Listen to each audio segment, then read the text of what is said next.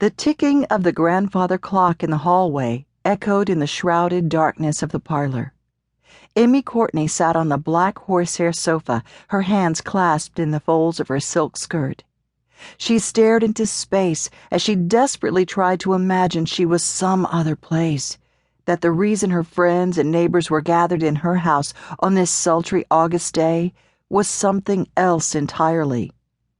The clatter of carriage wheels on the fine plank streets outside the open window couldn't drown out the beat of her heart pounding in her ears. He can't be dead. I have to wake up. This is just a nightmare. A nightmare. She repeated the litany to herself as she closed her eyes to avoid the pitying eyes of her friends. Only last week, her life had been perfect. Married to a handsome, up-and-coming lawyer in the burgeoning town of Wabash, Indiana, her life seemed like a fairy tale come true. The war between the states was over, and parties and gay life were everywhere.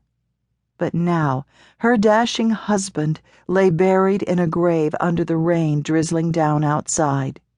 The nearly overpowering scent of the flowers massed around the room couldn't quite cover the stench of decay that had wafted up from the casket and permeated the room for the last few days.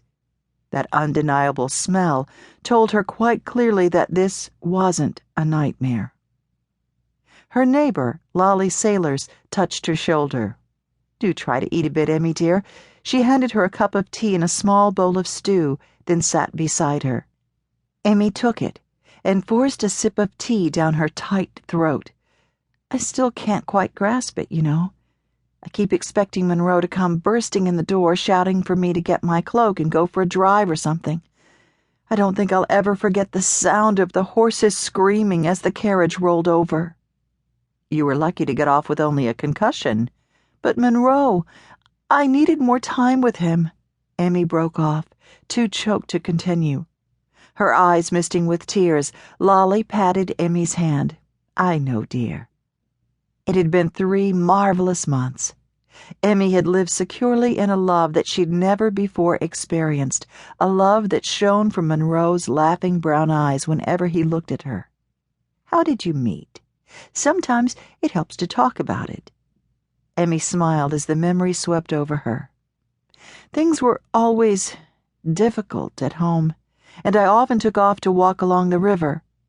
My father had been particularly nasty one day, and I went to my favorite spot at Hanging Rock. I was sitting there wiping tears when Monroe stepped out of the shadows with a daffodil in his hand. He said, 'No one as beautiful as me should look so sad,' and he wanted to do something to make me smile." "And did it?" "No one could be sad around Monroe. He was always so full of life and laughter. He said his goal in life was to never see me cry again." Her throat thickened. "He would have been grieved to see me now." "One only had to see how he looked at you to know he adored you." Lolly took a sip of her tea. "Have you thought yet about what you will do?" Emmie shook her head. "I haven't heard from Ben and Labe since they left for the Dakota Territory. I don't have any other family. I just hate it that you're here all alone, so far from your kin at a time like this." Emmie nodded. She was used to it, though. She and her brothers had never been close, and after her mother died, her father was almost always drunk until his death 3 years ago.